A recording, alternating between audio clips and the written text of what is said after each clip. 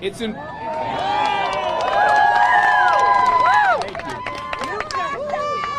Someone even brought their dog. It's important. That dog might have voted. You're right. It's important. It's important for people to know that what happened in Vegas, the entire world needs to understand. In this point, in this election cycle, it is critical that the vast majority of Americans have confidence in the result of this election. We have seen political division like we haven't seen in a number of years. The way we resolve division, even when you don't get your way in an election, is to count every legal ballot and to make sure that we count every legal ballot and make sure that illegal ballots do not reduce the civil rights and the votes of those who voted legally.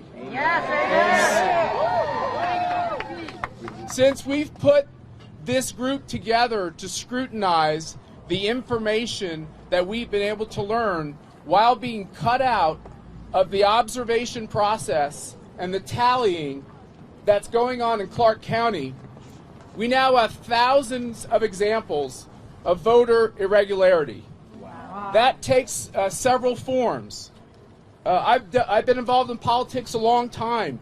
I was shocked to learn from our hotline, from the conversations we've been having, from things sent to the website, that hundreds of Republicans were disenfranchised, were denied the right to vote, both on Election Day and leading up in the early vote.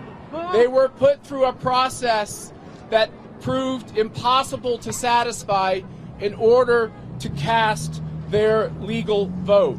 We will be finding and investigating and going through all of these examples, of which I said there are hundreds.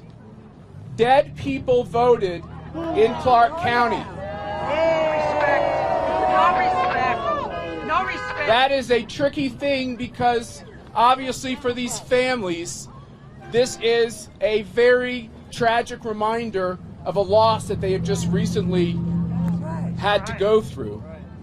We have two examples that we have talked about and want to talk about today. One is the death of Rosemary Hartle in 2017. The other is the death of Fred Stokes Jr. in 2017. Miraculously, they both voted, which means that the voter file that was used to send out these mail-in ballots was not deduped by death records. We know that underage voters voted in this most recent election. How difficult would it have been to make it clear that nobody would have been mailed a ballot if they had a birth date after a certain year? We know that in this area, which has been gripped with the idea of an economic shutdown, that over 100,000 people left. Yet, through our due diligence, we've been able to find that at least 9,000 of them voted in this election. Non-Nevadans voting in Nevada.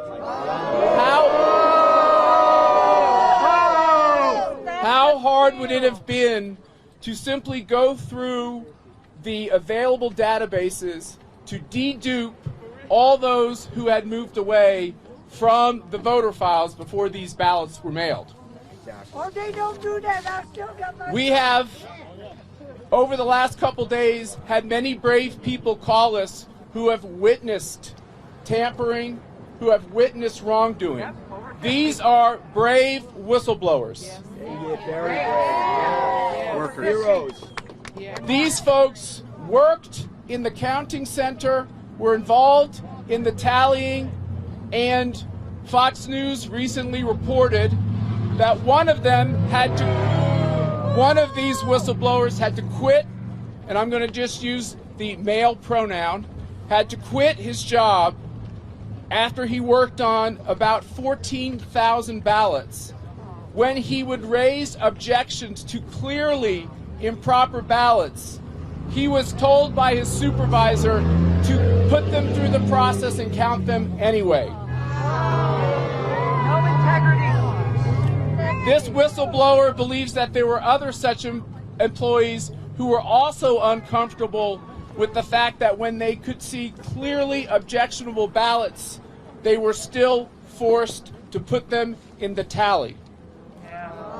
These ballots can never be taken back out of that tally. These ballots, there's no way to remedy ballots that were put in an improper way.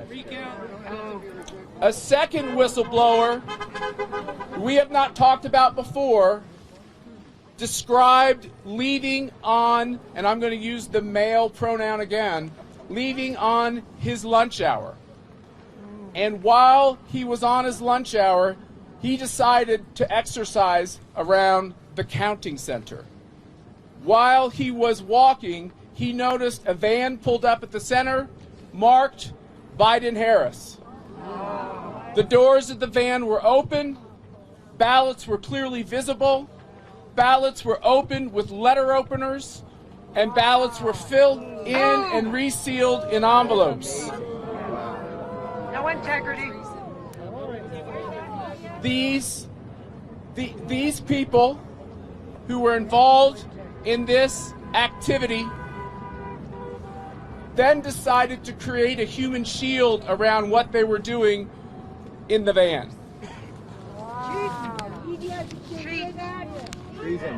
Treason.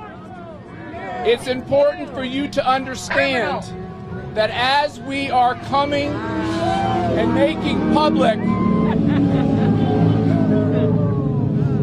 it's important for you to understand that as we are making this information public, we are on the outside looking in. I've never experienced an election where the idea of observing the count was considered out of bounds. But yet I think it is clear that with the evidence we're presenting, that if we had more information and this was a more regularized and legal process, we would be able to tell you even more. As I said, dead people voted in Nevada. One of those people who voted was Rosemary Hartle, God rest her soul. We have a friend of the family, Marianne Rambola, who would like to talk to us now. Sorry. No integrity. Hi, Kirk Hartle, her husband, could not make it today as he's in transit, though I am here to say that it is heartbreaking what is happening in America, and for this family to be exploited, or anybody who has faced a tragedy in losing somebody and their vote has been counted as a deceased person. This is just not America, and this is not right, and things need to be heard and taken care of, because it's just heartbreaking for my friend Kirk and his family to have received this information that her vote has been counted. Thank you. So sorry. Thanks a lot. Thank you.